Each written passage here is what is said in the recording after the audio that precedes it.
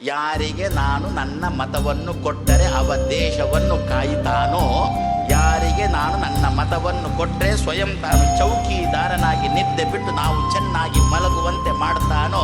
ಯಾರಿಗೆ ಮತವನ್ನು ಕೊಟ್ಟರೆ ರಾಮಚಂದ್ರ ಚೆನ್ನಾಗಿ ನಿಲ್ಲುವಂತೆ ಕೃಷ್ಣ ವಿಶ್ವನಾಥರೂ ಕೂಡ ಚೆನ್ನಾಗಿ ನಿಲ್ಲುವಂತೆ ಮಾಡ್ತಾನೋ, ಯಾರಿಗೆ ಮತವನ್ನು ಕೊಟ್ಟರೆ ಕಾಶ್ಮೀರದಿಂದ ಕನ್ಯಾಕುಮಾರಿ ತನಕ ಒಂದೇ ರೀತಿಯಾದ ಕಾನೂನನ್ನು ಯಾರು ತರ್ತಾನೋ ಅವನಿಗೆ ಪ್ರತಿಯೊಬ್ಬರು ಮತ ಕೊಡುವಂತೆ ಧಿಯೋಯೋನ ಪ್ರಚೋದಯ ಅಂತಂದ್ರೆ ನಾಡ್ದು 26ನೇ ತಾರೀಕು ನಡೆಯುವ ದೊಡ್ಡ ಸಂಗ್ರಾಮ ಇದೆ. ಆ ಸಂಗ್ರಾಮದಲ್ಲಿ ಒಂದು ಕುರುಕ್ಷೇತ್ರ ಯುದ್ಧ ಅಲ್ಲ, ಲಂಕೆಯ ಯುದ್ಧ ಅಲ್ಲ, ಅದಕ್ಕಿಂತ ದೊಡ್ಡ ಯುದ್ಧ. ಅದು ಏನು ಯುದ್ಧ ಅಂತಂದ್ರೆ ನಮಗೆ ಅಯೋಧ್ಯೆ